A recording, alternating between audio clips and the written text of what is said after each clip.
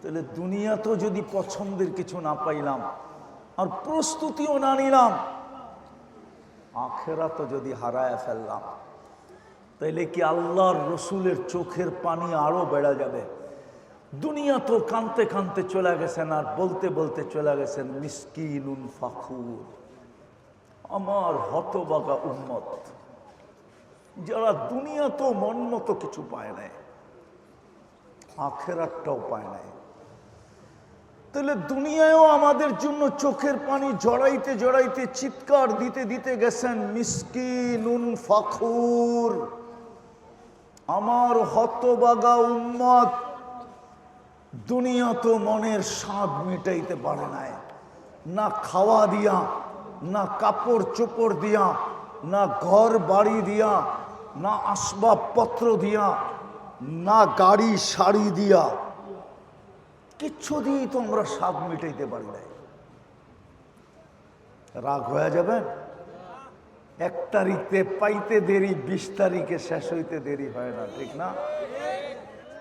টাইনা মাইনা কোন রকম কয় তারিখ, কত নাইলে 25, মাইনা নিলাম 30, তারপরও তো দোকানে বাকি খেতে হয়, ঠিক না? হ্যাঁ, তাইলে কি আল্লাহর রসুলকে আমরা কিয়ামতের দিনও কাঁদাইতে চাই? দুনিয়াতে তো কাঁদতে কাঁদতে চলে গেলেন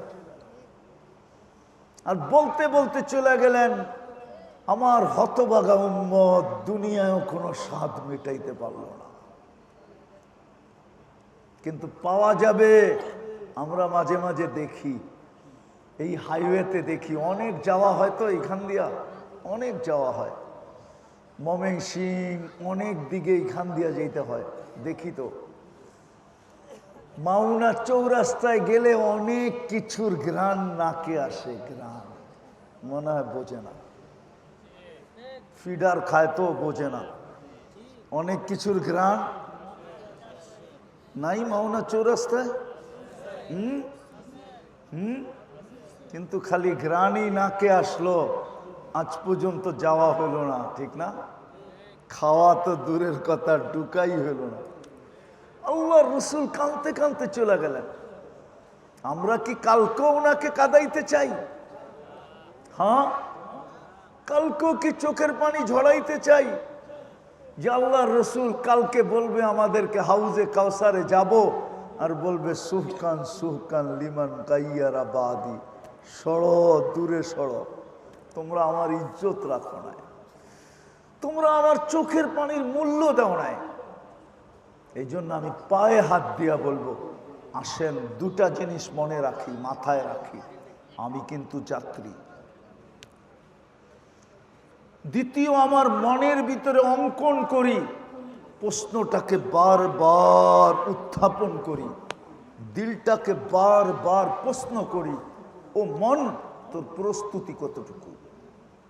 তুই যে আল্লাহর নেয়ামত ভোগ করতেছিস, যেটা আমি দেখাইলাম, অস্তিত্বটা একটা নেয়ামত, মুসলমানের ঘরে আসা একটা নেয়ামত, উম্মতে মুহাম্মদী হওয়া একটা নেয়ামত, চোখের দৃষ্টিশক্তি একটা নেয়ামত, কানের শ্রবণ শক্তি একটা নেয়ামত, বাকশক্তি একটা নেয়ামত, ব্রেনটা ভালো থাকা একটা নেয়ামত, দিলটা ঠিক থাকা একটা নেয়ামত, এই শরীরের পূর্ণতা এক একটা নেয়ামত, অবর্ণনীয় নেয়ামত।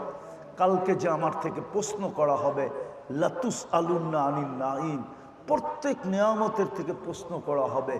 যদিও কোরআন বলছে একটার হিসাব তুই মিলাইয়া দিতে পারবি না। যুবক, যতই তুমি বাহাদুরি দেখাও, একটা নেয়ামতের হিসাব তুমি মিলাইয়া দিতে পারবে না। দেখাবো?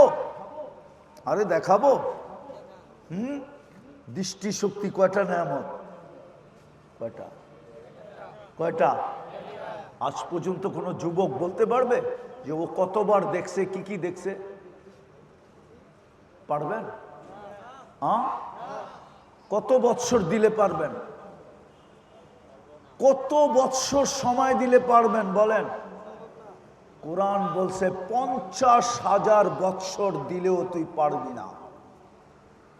50 আলফা সানা মিম্মা তাউদ্দুন, তোর এই 60 বৎসরের জন্য যদি আমরা 50,000 বৎসর সময় দেই, তারপরও তুই একটা নেয়ামতের হিসাব মিলাই দিতে পারবি না। কতবার দেখছিস আর কত কি দেখছিস। এক একবার দৃষ্টিতে কয়টা ক্যামেরা জ্বলা ওঠে জানো যুবক? কয়টা? আরে বলো না কয়টা? তোমার চোখে কয়টা ক্যামেরা? দুইটা? দুই চোখে 26 কোটি ক্যামেরা। 13 কোটি। আরে জোরে বলো আল্লাহু আকবার। তোমাদের বিজ্ঞান বলে এই চোখে 13 কোটি, এই চোখে 13 কোটি। আমি যতবার সামনে তাকাইতেছি ততবারই 13 কোটি 26 কোটি ক্যামেরা জ্বলা উঠতেছে। জ্বলা যেমন ফ্ল্যাশ মারে না ছবি তুলতে, আমার প্রত্যেক দৃষ্টিতে 26 কোটি ক্যামেরা ফ্ল্যাশ মারে। ফ্ল্যাশ। এই জন্যই তো আল্লাহ বলছে এক নিয়ামতের হিসাব তুই মিলিয়ে দিতে পারবি না। তোকে যদি 50,000 বৎসর দেয়। কিন্তু আজকে আমাদেরকে সুযোগ দিচ্ছেন যুবক, নয়নপুরের মানুষ, আল্লাহ আমাদেরকে আজকে সুযোগ দিছে। কসম খোদা, কারো চক্ষু দিয়া যদি আজকে এই প্রশ্ন চিন্তা করতে যায়, যদি একটু পানি গড়াইল না, মাসির মাথা পরিমাণ যদি চোখের কোনায় উদিত হইল, তো আল্লাহর রসুল বলেন, মুহাম্মদুর রসুল্লাহ বলেন, দুজাহানের বাদশাহ বলেন, সৈয়দুল আউয়ালিন ওয়াল আখারিন বলেন, ইমামুল মুরসালিন বলেন, হায় হায় হায়, এই চক্ষু জাহান্নামের উপরে হারাম হারাম হারাম। শুধু চক্ষু হারাম নাই, শরীরটা হারাম। জাহান্নামে যাওয়া এরকম অসম্ভব যেরকম দুধ গাভীর থেকে বাহির করার পরে গাভীর স্তনে ঢুকায় দেওয়া যেরকম অসম্ভব, কোনো মেশিন দিয়েও ঢুকায় দেওয়া যাবে না, ঠিক এই চক্ষুওয়ালা জাহান্নামে যাওয়া এরকম অসম্ভব। যদি আজকে চিন্তা করতে চাই, একটু পানি উদিত করতে পারি, চিন্তা করি আর না করি, ভাবি আর না ভাবি, সত্য এটাই। কিন্তু আমরা যেখানেই থাকি আর পেশা যেমনই হোক, দুনিয়ার অবস্থান যেমনই হোক, যেখানেই থাকি, পেশা যেমনই হোক, পেশা বোঝেন তো, কাজকর্ম, দুনিয়ার অবস্থান বা পজিশন যেমনই হোক, আমরা সবাই কিন্তু যাত্রী। আমরা কিন্তু সবাই আখেরাত বা কবরের যাত্রী। এটা মাথায় রাখতে হবে। আর এই যাত্রার পরিসমাপ্তির জন্য আল্লাহর কাছে কোনো কিছু নির্ধারিত নাই, যে কোন বয়সে যাবে, কোন জায়গার থেকে যাবে, কোন পজিশন থেকে যাবে, এটা কিচ্ছু নির্ধারিত নাই। এই জন্য দুনিয়ায় সবচেয়ে বেশি বাচ্চা মারা যায়। এই সারা দুনিয়ায় সবচেয়ে বেশি মারা যায় বাচ্চা। অথচ মাত্র দুনিয়াতে আসলো, কিছু দেখলই না, ঠিক না? ওর কি দেখার বয়স হইল? বুঝার বয়স? কিছুই হয় না। না দেখার বয়স, না বুঝার বয়স, না শিখার বয়স, না বুগের বয়স। ও তো ফোটা ফোটা খায়। কি ফোটা ফোটা বোঝেন না? মনে হয় বোঝে না। কি কি আরে বলো না কি? মার দুধ খায় কয়েক ফোঁটা, বেশি না, ঠিক না? হিসাব করলে দেখা যাবে কয়েক ফোঁটা খায়। কিন্তু দুনিয়ার থেকে ওর যাওয়ার মাত্রা সবচেয়ে বেশি। বাচ্চা সবচেয়ে বেশি দুনিয়ার থেকে চলে যায়। প্রতিদিন মৃত্যুর হারে বাচ্চার সংখ্যা সবচেয়ে বেশি। দ্বিতীয় সিরিয়ালে হলো যুবক। ও তো মাত্র দুনিয়ায় মজা বুঝার সিঁড়িতে পা দিল, ঠিক না? কি যুবক মানে কি? মজা বুঝার সিঁড়িতে কি দিল? আরে সিঁড়ি বোঝেন? সিঁড়ি মনে হয় আমার কথাটা বোঝে টোঝে না। যুবক মাত্র দুনিয়ার মজা বুঝার সিঁড়িতে কি করলো? পা দিল। এখনো পুরাপুরি মজা বোঝে নাই, বিয়েই করে নাই, শাদি করে নাই, ঘরই হয় নাই, সংসারই হয় নাই, বিবিই নাই, স্ত্রী নাই, বাচ্চা নাই, তো মজা কোত্থেকে বুঝবো? জাল টক মিষ্টি ও তো কিছুই বোঝে না, ঠিক না? মাত্র সিঁড়িতে কি দিল? দ্বিতীয় সিরিয়াল হলো ওর। এই জন্য আল্লাহ এক জায়গায় সতর্ক করছে, শাবাব লা ইয়াগতাররুকা শাবাবুকা। যুবক সিঁড়িতে পা দিয়েই মাতাল হয়ে যায় ওরা। আজকে যেরকম আমাদের সমাজের যুবকরা মাতাল। বাংলাদেশে তো আমি কোনো বাংলাদেশি মানুষই খুঁজে পাই না। পান আপনারা? মনে হয় বোঝেন না, ঠিক না? বাংলাদেশে খালি দুই দেশের মানুষ। কয় দেশের? অর্ধেক ব্রাজিল, অর্ধেক আর্জেন্টিনা, ঠিক না? হ্যাঁ, সত্য না? না, উনি বোঝে নাই। অর্ধেক কি আর অর্ধেক? এই দেশের মানুষই তো আমি খুঁজে পাই না। ভাগ্যিস আজকে কোনো খেলা নাই, আর্জেন্টিনা আর কি, তাইলে যেই কজন দেখতেছি এই কজনও পাওয়া যেত না, ঠিক না? আল্লাহ যুবককে বুঝাইছে, যুবক যৌবনের সিঁড়িতে পা দিয়া মাতাল হোস না। কাম মিন সাব সাবাকাকা ইলাল মাউত। রাগ হয়ে যাবেন বলমু না? রাগ হয়ে যাবে। আরে বলমু? আচ্ছা, একটা ব্রাজিলের গেঞ্জির দাম কত?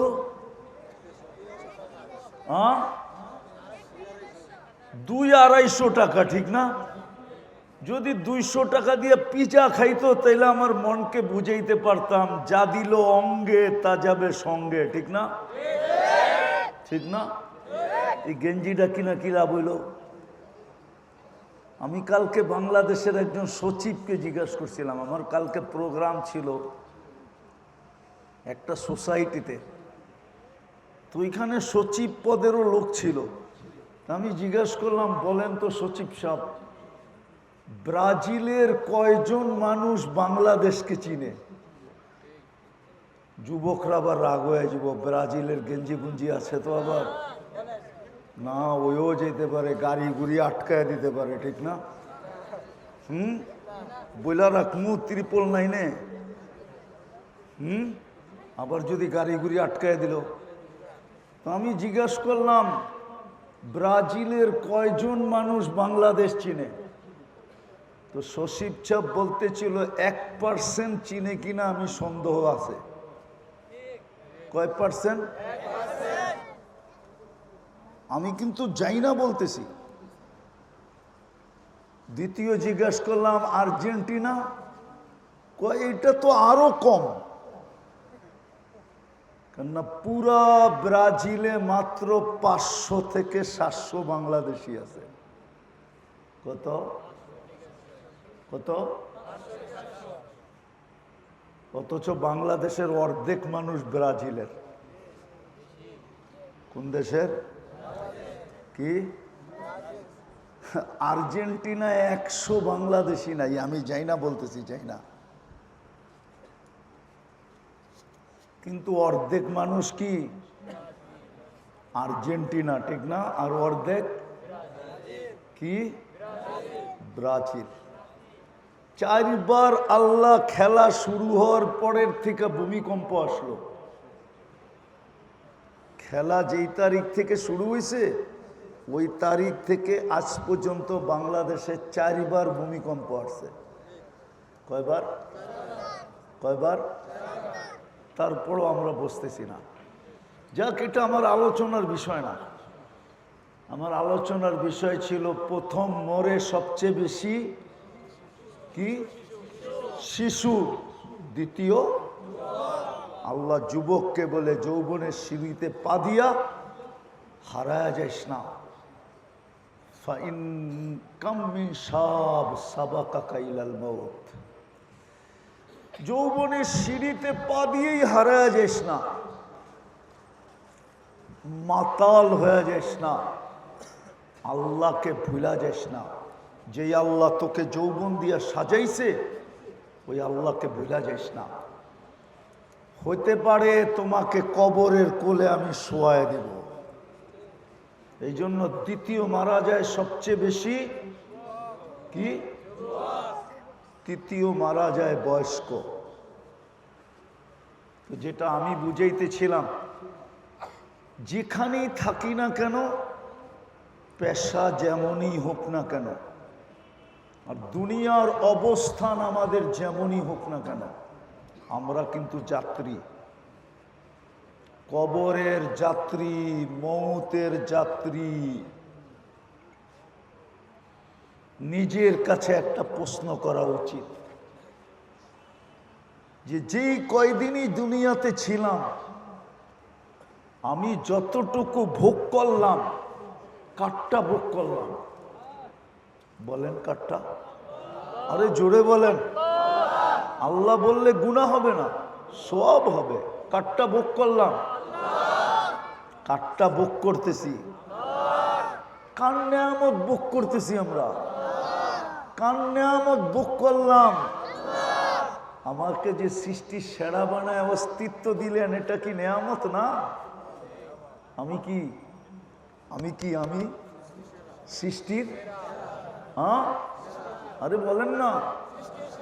আমাকে যে সৃষ্টির সেরা বানায় অস্তিত্ব দিল, এটা কি নেয়ামত না? আমাকে যে নিজের পছন্দে মুসলমানের ঘরে পাঠাইলেন, এটা কি নেয়ামত না? আমাকে যে আল্লাহর পছন্দে উম্মতে মুহাম্মদী বানাইলেন, এটা কি নেয়ামত না? আজকে বুঝে আসবে না, কালকে বুঝে আসবে। কিন্তু কালকে বুঝলে কোনো লাভ হবে না। হায়, শুধু কপালে থাবড়াইতে হবে, আর কোনো লাভ হবে না। ওই দিন শুধু কপালে থাবড়াবে। বাংলা একটা প্রবাদ বাক্য আছে না, হ্যাঁ, আজ বুঝবি না বুঝবি কাল, কপাল থাবড়ায়া থাবড়ায়া মারবি গাল। কালকে কপাল থাবড়াইলে লাভ হবে না। তো আমি যে মানুষ হিসাবে অস্তিত্ব দিলাম, এটা কি নেয়ামত না? যার কারণেই তো আমি সৃষ্টির সেরা। আমি যে মুসলমানের ঘরে জন্ম নিলাম, এটা কি নেয়ামত না? আমি যে উম্মতে মুহাম্মদী হইয়া সমস্ত উম্মতের ভিতরে হিরু হইলাম, হিরু। সব উম্মত আমাদের সামনে জিরু। আমরা উম্মতে মুহাম্মদী সমস্ত উম্মতের ভিতরে কি? হিরু। কোরআন বলে কুনতুম খায়রা উম্মাহ, তোমরা হিরু। সব উম্মত জিরু। তোমাদের সামনে কোনো মান সম্মান ইজ্জত রাখে না, শ্রেষ্ঠত্ব রাখে না। তোমরা সবচেয়ে শ্রেষ্ঠ। এটা কি নেয়ামত না? বাকি 24 ঘন্টা যেটা ভোগ করি, এটা কি নেয়ামত না? এই জন্যই তো জমিন আল্লাহকে বলে ইয়াকুল রিজকা কাওয়ায়াসিক। আল্লাহ রিজিক তোমার খায়, আর কিভাবে তোমার নাফরমানি করে। ইয়ানদুর বিআইনিকা ওয়া ইয়াসিক, আপনার দেওয়া দৃষ্টি দিয়া দেখে আর আপনার নাফরমানি করে। দৃষ্টি কে দিছে? দৃষ্টি শক্তি কে দিছে? যার দৃষ্টি নাই, ওর দুনিয়াটা কি? কি? ওর দুনিয়াটা অন্ধকার। ও জানে না ওর মার চেহারা কিরকম, ও জানে না ওর মার রং কিরকম, ও বিয়ে করলো জানে না স্ত্রীর চেহারা কিরকম, স্ত্রীর রং কিরকম। হায় হায়, অন্ধ যদি বিয়েও করে, কোনো অন্ধ থাকলে আমার কথা একমত হবে, ও প্রতি রাত্রেই বলে শরীরের স্ত্রীর গায়ে হাত বুলায় আর বলে, হায় দুটা চক্ষু যদি থাকতো আর আমি তোমাকে যদি দেখতাম যে তোমার রংটা কিরকম। দৃষ্টিশক্তি কে দিল? জমিন তো এটাই বলে, ইয়ানজুর বিআইনিকা ওয়া ইয়াসিক। আল্লাহ এত বড় কলিজা ওদের, দৃষ্টিশক্তি আপনি দিলেন আর আপনার নাফরমানি করে। ইয়াসমাউ বিউজুনিকা ওয়া ইয়াসিক, আপনার দেওয়া শ্রবণ শক্তি দিয়ে শোনে আর আপনার নাফরমানি করে। ইয়াতাকাল্লাম বিলিসানিকা ওয়া ইয়াসিক, নয়নপুরের ফরিদপুরে পাওয়া যাবে বাকশক্তিহীন লোক, পাওয়া যাবে, পাওয়া যাবে না? বোবা পাওয়া যাবে না? নাই এই এলাকায় বোবা? ও জানে ওর কাছে কি নাই। ও যখন বলতেও পারে না, ও কানেও শোনে না।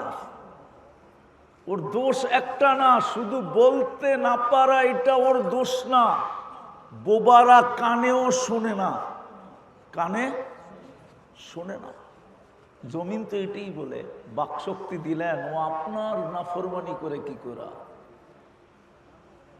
ইউমাইজ বিআকলিকা ওয়া ইয়াসিক। বাংলাদেশে সদয়মান লোকের অভাব নাই, সমাজ সেবকের অভাব নাই, ঠিক না? অভাব আছে কি? অভাব? পোস্টার দেখলে তো মনে হয় অভাব নাই, ঠিক না? এটা তো ফ্যাক্টরির এলাকা, ঠিক না? ঠিক না? আজ পর্যন্ত কোনো ফ্যাক্টরিতে দেখছেন কোনো অন্ধকে কর্ম দিতে? দিছে? কোনো প্রতিবন্ধী? কেন? এরাও তো মাঝে মাঝে পোস্টারে লেখে আমরা সমাজ সেবক। তাইলে অন্ধকে চাকরি দেওয়া কি সেবা হইতো না? না হইতো না? হইতো? বোবাকে চাকরি দেওয়া কি সেবা হইতো না? প্রতিবন্ধীকে চাকরি দেওয়া কি সেবা হইতো না? ওই ওলামাদেরকে জিজ্ঞান, সবচেয়ে বড় সেবা হইতো। আগে আমাদের দেশে নিয়ম ছিল, নিয়ম, কোডে কোনো পাংখা হইতো না, কোডে কোনো গুড়ার ফ্যান হইতো না।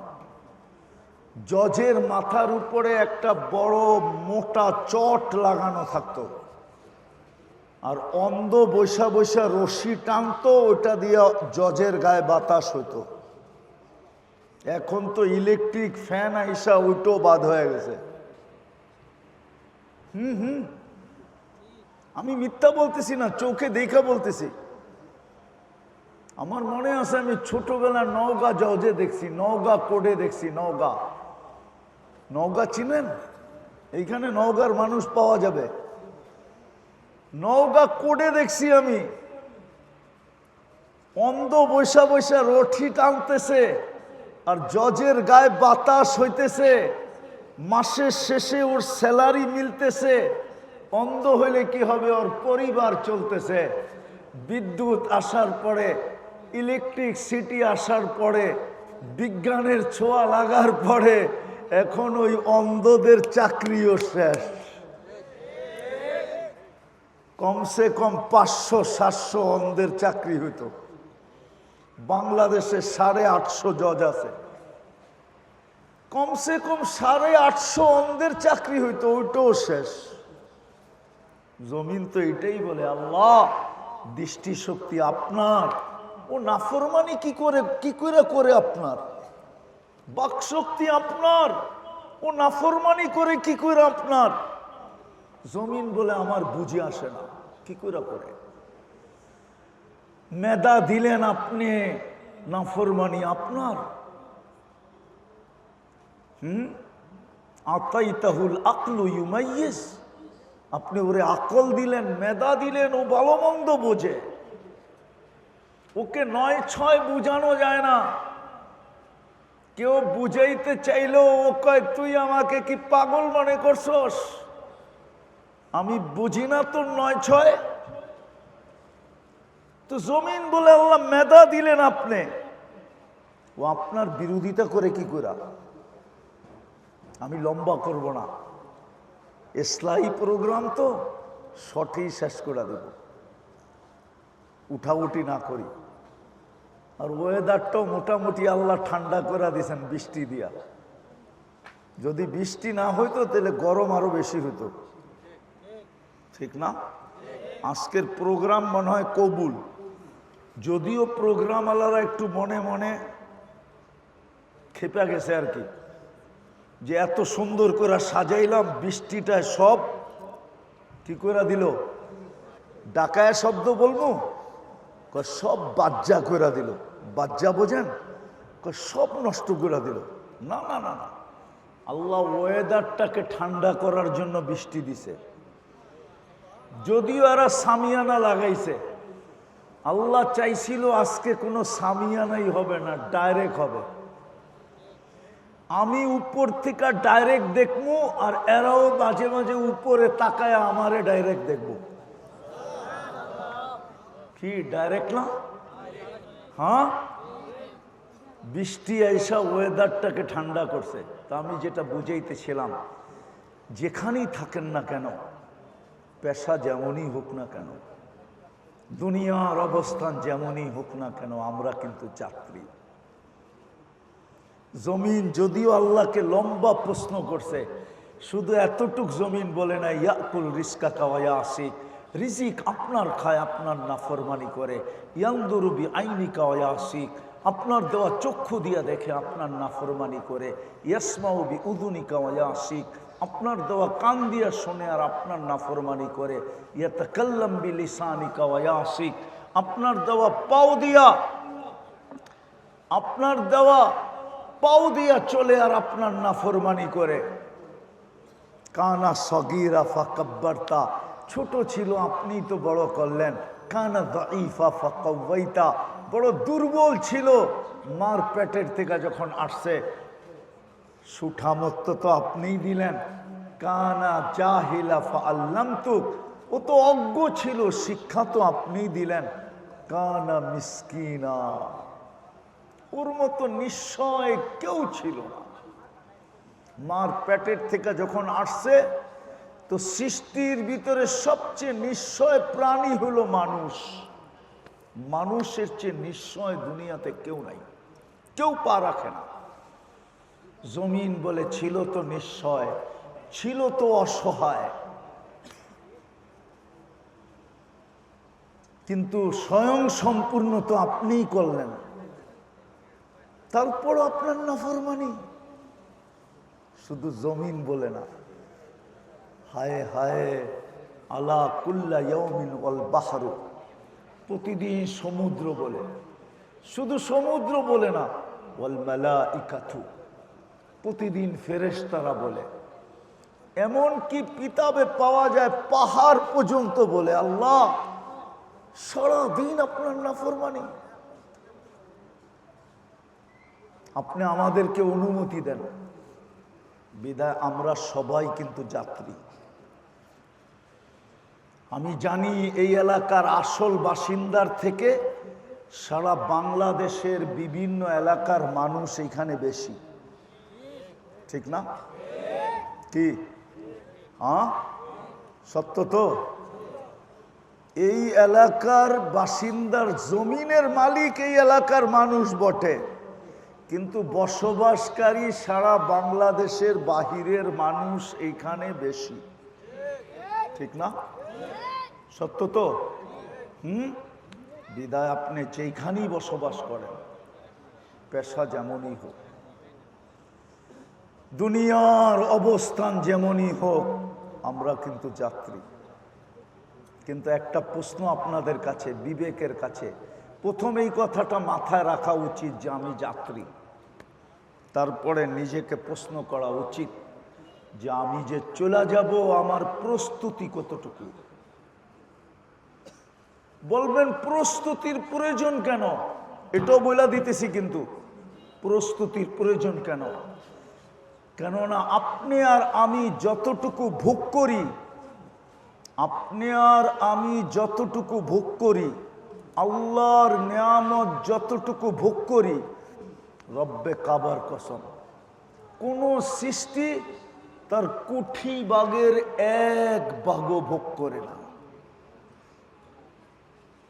10 ভাগের 1 ভাগ না, 100 বা 1000 ভাগের 1 ভাগ না, লক্ষ ভাগের 1 ভাগ না, কোটি ভাগের 1 ভাগও ভোগ করে না। যদি কোনো সৃষ্টি ভোগ করে তো আপনার আর আমার জন্য করে, নাইলে ওর ভোগের কোনো দরকার ছিল না।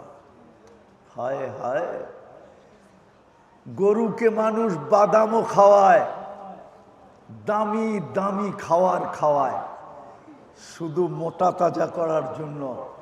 যত ওয়েট বেশি হবে তত দাম বেশি হবে, তত আমার জেব বেশি ভরবে। যত চর্বি হবে তত গোশতে কি, আরে কয় না কেন, তত গোশতে মজা হবে।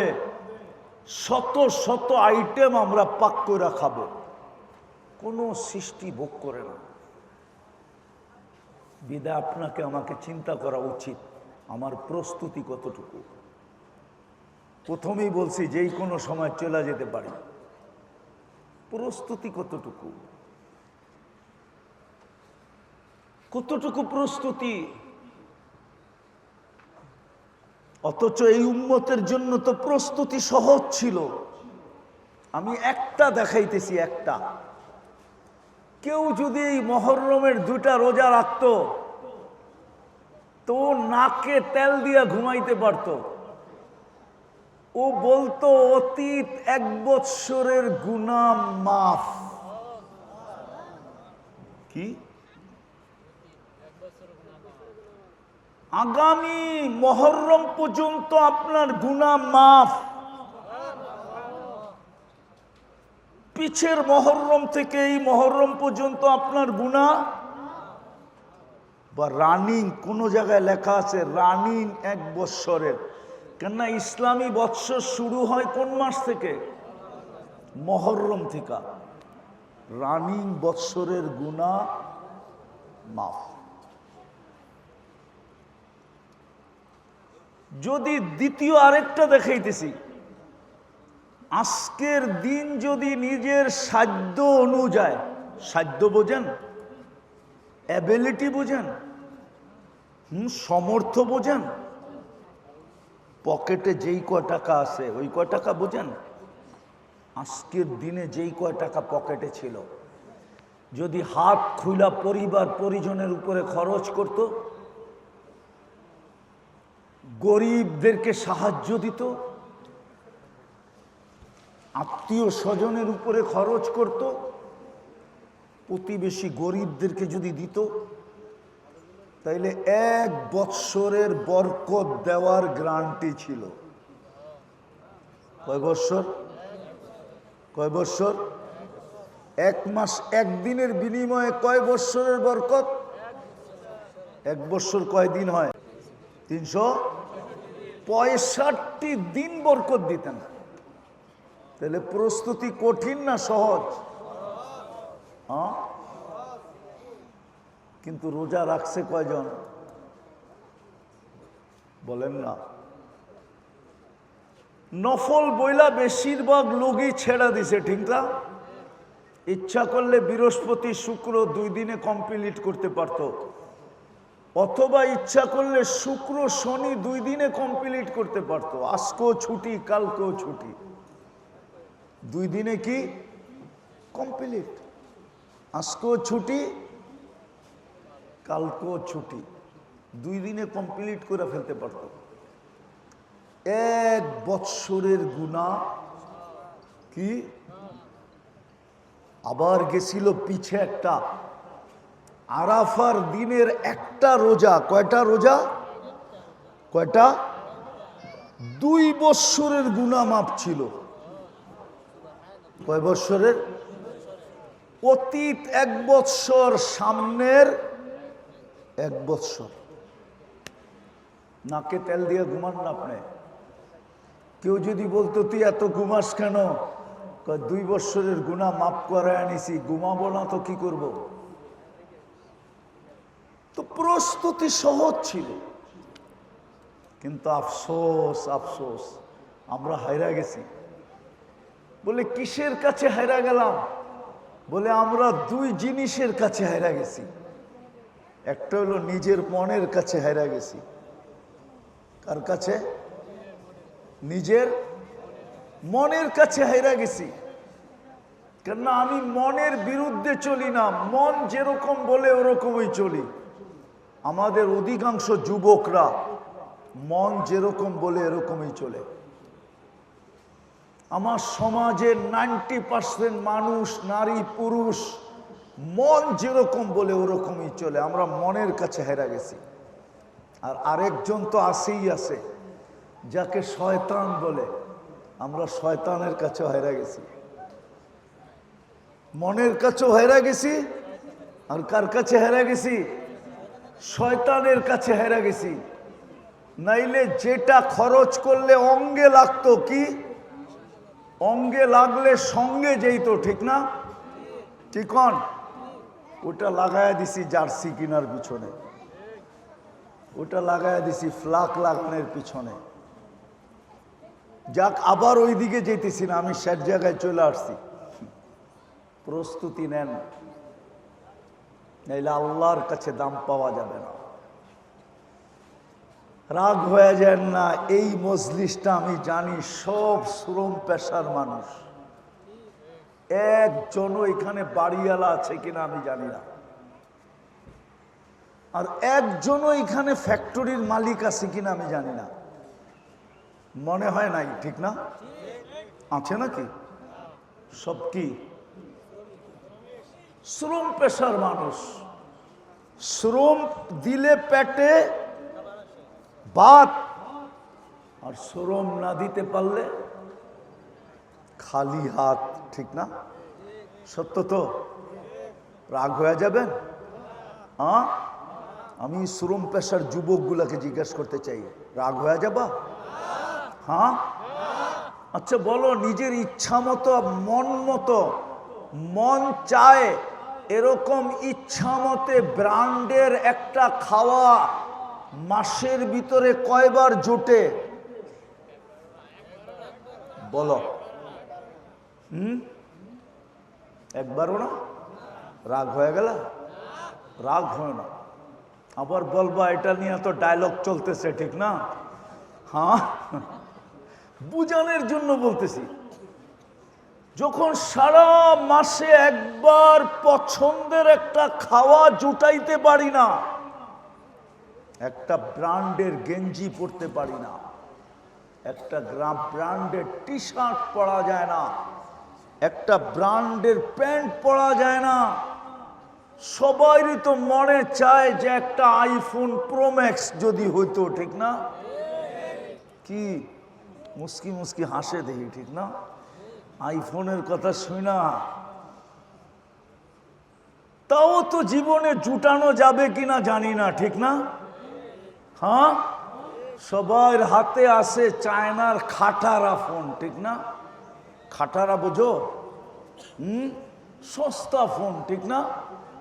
তাহলে দুনিয়াতেও যদি পছন্দের কিছু না পাইলাম আর প্রস্তুতিও না নিলাম, আখেরাতও যদি হারায় ফেললাম, তাইলে কি আল্লাহর রসুলের চোখের পানি আরো বেড়ে যাবে?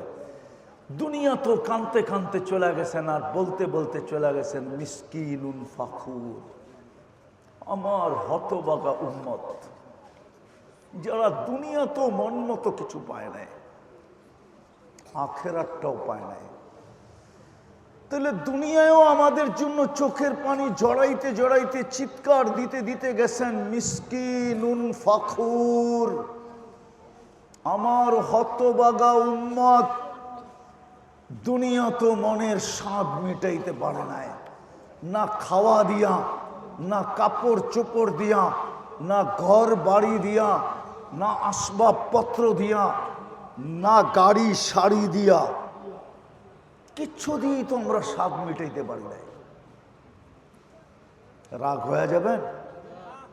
1 তারিখে পাইতে দেরি, 20 তারিখে শেষ হইতে দেরি হয় না, ঠিক না? টাইনা মাইনা কোন রকম কয় তারিখ? কত? নাইলে 25, মাইনা নিলাম 30, তারপরও তো দোকানে বাকি খেতে হয়, ঠিক না? হ্যাঁ, তাইলে কি আল্লাহর রসুলকে আমরা কিয়ামতের দিনও কাঁদাইতে চাই? দুনিয়াতে তো কাঁদতে কাঁদতে চলে গেলেন, আর বলতে বলতে চলে গেলেন আমার হতভাগা উম্মত দুনিয়ায়ও কোনো স্বাদ মিটাইতে পারল না। কিন্তু পাওয়া যাবে। আমরা মাঝে মাঝে দেখি, এই হাইওয়েতে দেখি, অনেক যাওয়া হয় তো এখান দিয়া, অনেক যাওয়া হয়, ময়মনসিংহ অনেক দিকে এখান দিয়া যেতে হয়, দেখি তো মাওনা চৌরাস্তায় গেলে অনেক কিছুর ঘ্রাণ নাকে আসে, ঘ্রাণ মনে হয় বোঝে না, ফিডার খায় তো বোঝে না, অনেক কিছুর ঘ্রাণ নাই মাওনা চৌরাস্তায়। কিন্তু খালি ঘ্রাণই নাকে আসলো, আজ পর্যন্ত যাওয়া হলো না, ঠিক না? খাওয়া তো দূরের কথা, ঢুকাই হলো না। আল্লাহ রসুল কাঁদতে কাঁদতে চলে গেলেন। আমরা কি কালকেও ওনাকে কাঁদাইতে চাই? হ্যাঁ, কালকেও কি চোখের পানি ঝরাইতে চাই যে আল্লাহ রসুল কালকে বলবে আমাদেরকে হাউজে কাউসারে যাব, আর বলবে সুহকান সুহকান লিমান কাইয়ারা বাদি, সড়ো দূরে সড়ো, তোমরা আমার ইজ্জত রাখো নাই, তোমরা আমার চোখের পানির মূল্য দাও নাই। এই জন্য আমি পায়ে হাত দিয়া বলবো, আসেন 2টা জিনিস মনে রাখি, মাথায় রাখি, আমি কিন্তু যাত্রী। দ্বিতীয়, আমার মনের ভিতরে অঙ্কন করি, প্রশ্নটাকে বারবার উত্থাপন করি, দিলটাকে বারবার প্রশ্ন করি, ও মন তোর প্রস্তুতি কতটুকু? তুই যে আল্লাহর নেয়ামত ভোগ করতেছিস, যেটা আমি দেখাইলাম, অস্তিত্বটা একটা নেয়ামত, মুসলমানের ঘরে আসা একটা নেয়ামত, উম্মতে মুহাম্মদী হওয়া একটা নেয়ামত, চোখের দৃষ্টিশক্তি একটা নেয়ামত, কানের শ্রবণ শক্তি একটা নেয়ামত, বাকশক্তি একটা নেয়ামত, ব্রেনটা ভালো থাকা একটা নেয়ামত, দিলটা ঠিক থাকা একটা নেয়ামত, এই শরীরের পূর্ণতা এক একটা নেয়ামত, অবর্ণনীয় নেয়ামত। কালকে যে আমার থেকে প্রশ্ন করা হবে, লাতুস আলুন্না আনিন নাঈম, প্রত্যেক নেয়ামতের থেকে প্রশ্ন করা হবে। যদিও কোরআন বলছে একটার হিসাব তুই মিলাইয়া দিতে পারবি না। যুবক, যতই তুমি বাহাদুরি দেখাও, একটা নেয়ামতের হিসাব তুমি মিলাইয়া দিতে পারবে না। দেখাবো? আরে দেখাবো। দৃষ্টিশক্তি কয়টা নেয়ামত? কয়টা? কয়টা? আজ পর্যন্ত কোনো যুবক বলতে পারবে যে ও কতবার দেখছে, কি কি দেখছে? পারবেন? কত বৎসর দিলে পারবেন? কত বৎসর সময় দিলে পারবেন বলেন? কোরআন বলছে 50,000 বৎসর দিলেও তুই পারবি না। 50 আলফা সানা মিম্মা তাউদ্দুন। তোর এই 60 বৎসরের জন্য যদি আমরা 50,000 বৎসর সময় দেই, তারপরও তুই একটা নেয়ামতের হিসাব মিলাই দিতে পারবি না। কতবার দেখছিস আর কত কি দেখছিস? এক একবার দৃষ্টিতে কয়টা ক্যামেরা জ্বলা ওঠে জানো যুবক? কয়টা? আরে বলো না, কয়টা? তোমার চোখে কয়টা ক্যামেরা? 2টা? 2 চোখে 26 কোটি ক্যামেরা। 13 কোটি। আরে জোরে বলো আল্লাহু আকবার। তোমাদের বিজ্ঞান বলে এই চোখে 13 কোটি, এই চোখে 13 কোটি। আমি যতবার সামনে তাকাইতেছি ততবারই 13 কোটি 26 কোটি ক্যামেরা জ্বলা উঠতেছে, জ্বলা। যেমন ফ্ল্যাশ মারে না ছবি তুলতে, আমার প্রত্যেক দৃষ্টিতে 26 কোটি ক্যামেরা ফ্ল্যাশ মারে, ফ্ল্যাশ। এই জন্যই তো আল্লাহ বলছে এক নিয়ামতের হিসাব তুই মিলিয়ে দিতে পারবি না। তোকে যদি 50,000 বছর দেই। কিন্তু আজকে আমাদেরকে সুযোগ দিচ্ছেন যুবক, নয়নপুরের মানুষ, আল্লাহ আমাদেরকে আজকে সুযোগ দিছে, কসম খোদা। কারো চক্ষু দিয়া যদি আজকে এই প্রশ্ন চিন্তা করতে যায়, যদি একটু পানি গড়াইল না, মাসির মাথা পরিমাণ যদি চোখের কোণায় উদিত হইল, তো আল্লাহর রসুল বলেন, মুহাম্মদুর রসুল্লাহ বলেন, দুজাহানের বাদশাহ বলেন, সৈয়দুল আউয়ালিন ওয়াল আখারিন বলেন, ইমামুল মুরসালিন বলেন, হায় হায় হায়, এই চক্ষু জাহান্নামের উপরে হারাম, হারাম, হারাম। শুধু চক্ষু হারাম না, এই শরীরটা হারাম। জাহান্নামে যাওয়া এরকম অসম্ভব, যেরকম দুধ গাভীর থেকে বাহির করার পরে গাভীর স্তনে ঢুকায় দেওয়া যেরকম অসম্ভব, কোনো মেশিন দিয়েও ঢুকায় দেওয়া যাবে না, ঠিক এই চক্ষুওয়ালা জাহান্নামে যাওয়া এরকম অসম্ভব। যদি আজকে চিন্তা করতে চাই, একটু পানি উদিত করতে পারি।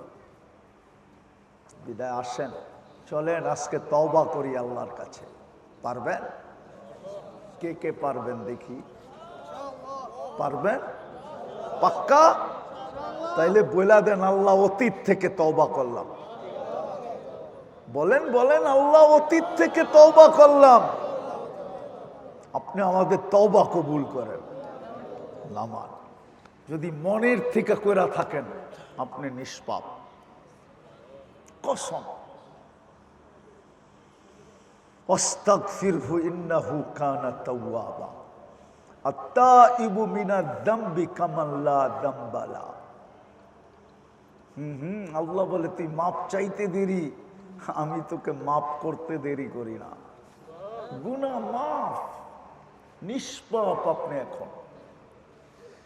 বাকি আগামীতে নিজের আমলনামায় গুনাহ লেখাবেন কি লেখাবেন না, যুবক তুমি লেখাবে কি লেখাবে না তোমার ইচ্ছার উপরে নির্ভর করে। আমি তোমাকে দুটা জিনিস শিখাই দিয়া যাব। যদি করতে পারো ডেলি, তাহলে আমার বিশ্বাস তোমার আমলনামায় কোনোদিন গুনাহ থাকবে না। না তুমি খুঁজা পাবে, না ফেরেশতা খুঁজা পাবে, কেউ খুঁজা পাবে না তোমার আমলনামায় গুনাহ। পারবেন? আরে পারবেন? পারবা যুবক, পারবা? মনের থেকে কে কে পারবা? কে কে পাক্কা? নামাও।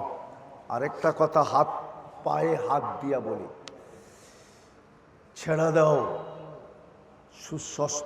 সুস্পষ্ট এটাই, কিয়ামতের দিন তোমার জন্য কেউ কাঁদবে না, কাঁদলে একজনই কাঁদবে।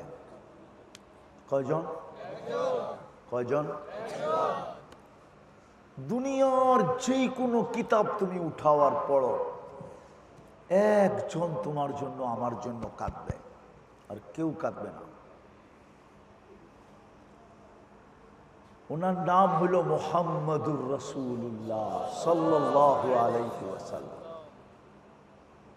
কোন নবীও কোন উম্মতের জন্য কাঁদবে না, কোন রসুলও কোন উম্মতের জন্য কাঁদবে না, ফেরেশতারাও না। সবাই নিজের জন্য চোখের পানি ঝরাবে আর বলবে নফসি নফসি নফসি। কিন্তু তোমার আমার জন্য একজনে কাঁদবে, একজন।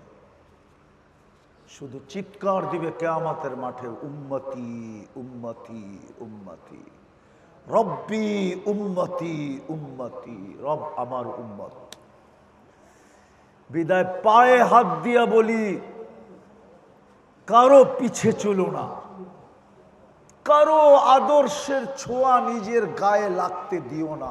পায়ে হাত দিয়া বলি, এক মুহাম্মদুর রাসূলুল্লাহ আদর্শের ছোঁয়া গায়ে লাগাও।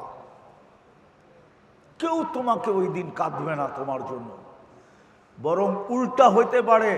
মান তাসাব্বাহা বিকৌমিন, যে যার ভালোবাসা দিলে পোষণ করবে, কিয়ামতের দিন তার সাথে উঠতে হবে, তার সাথে উঠতে হবে, তার সাথে। আমরা তোমাদের হিতাকাঙ্ক্ষী। বাংলাদেশ বাইচা গেছে কেন জানেন? কেন বাইচা গেছে বাংলাদেশ? ভেনেজুয়েলা মাটির সাথে মিশা গেছে, পান্নায়। তারপরেই জাপান, তারপরেই আমেরিকা। আমাদের চারবার ভূমিকম্প আসছে, আলহামদুলিল্লাহ কিছু হয় নাই। আর আমার বিশ্বাস কিছু হবেও না। যতই বলুক এই মাটিটা লড়বে চড়বে, কিন্তু পড়বে না, এটা আমার বিশ্বাস। আবার বললেন না যখন পড়বো না তো আমাকে গুনাহ করতে অসুবিধা কি, ঠিক না? কি এটা না পড়ারও কারণ আছে। এতটুক ছোট জায়গা বাংলাদেশ, এতগুলা মসজিদ, দুনিয়ার কোনো এতটুক ছোট জায়গার ভিতরে দুনিয়ার কোথাও নাই। যত মসজিদ এই ছোট জায়গাটার ভিতরে আছে। মসজিদের সংখ্যা ইন্দোনেশিয়ায় বেশি, কিন্তু ইন্দোনেশিয়া আপনি আমার চেয়ে বেশি চিনেন না। আমি 8 বার গেছি। কয়বার? আমার চেয়ে বেশি চিনেন না। ইন্দোনেশিয়ার মধ্যখান থেকে আরেক মাথায় যাইতে প্লেনে 6 ঘন্টা লাগে, 6 ঘন্টা। আমি নিজে গেছি। আমি নিজে গেছি জাকার্তার থেকে জয়াপুরা, পাপুয়া গিনি। 6 ঘন্টা প্লেনে লাগে, 6 ঘন্টা। যেমন সৌদি আরব যেতে 6 ঘন্টা লাগে, ইন্দোনেশিয়া আমাদের চেয়ে মসজিদ বেশি, কিন্তু দ্বীপ হইল 17,800 দ্বীপ। ওইখানে মানুষ বাস করে 55% দ্বীপে মানুষ বাস করে, 45% দ্বীপ খালি পড়ে রয়েছে। এতটুক ছোট জায়গার ভিতরে এত মসজিদ দুনিয়ার কোন দেশে। বাংলাদেশে 40,000-এর উপরে হেফজোখানা। এতটুক ছোট জায়গার ভিতরে এত হেফজোখানা দুনিয়ার কোন দেশে। বাংলাদেশে হাজার হাজার মাদ্রাসা। এতটুক ছোট জায়গার ভিতরে এত মাদ্রাসা দুনিয়ার কোন দেশে নাই। আবার এটা অতিরঞ্জিত হয়ে যাবে কিনা জানি না। সারা দুনিয়ার হাফেজ যদি জমা করা হয় তো বাংলাদেশের হাফেজ মনে হয় আমার কাছে পার্সেন্টেজে বেশি হবে। অর্ধেকই হয়ে যায় কিনা আল্লাহ জানে। এত হাফেজ বাংলাদেশে, যার কারণে এই দেশটা লড়ে চড়ে পড়ে বারবার ভূমিকম্প আসতেছে, সতর্ক করতেছে। আপনি দেখেন এইখানেও মাদ্রাসা 250 ছাত্র। কত? হেফজোখানায় কয়জন? এখানে ছাত্র 100। উঠে কয়টায়? ফজর হওয়ারও 1 ঘন্টা আগে উঠে। ওইটা কি করে জানেন? এই 40,000 হেফজোখানার ছেলেরা কি করে? আগে লাল সবুজের চাদরটাকে সুরক্ষার চাদর দিয়া ডাকে। আধ্যাত্মিক এক সুরক্ষার চাদর দিয়া ডাকে। কালকেও আমি যুক্তি দিছিলাম এক সোসাইটিতে। যুক্তি আমার এটা ছিল যে বাংলাদেশের বড় মাত্রায় ভূমিকম্প যতগুলা এই পর্যন্ত আসছে সবগুলা শেষ রাত্রে। কি কি কি কেন?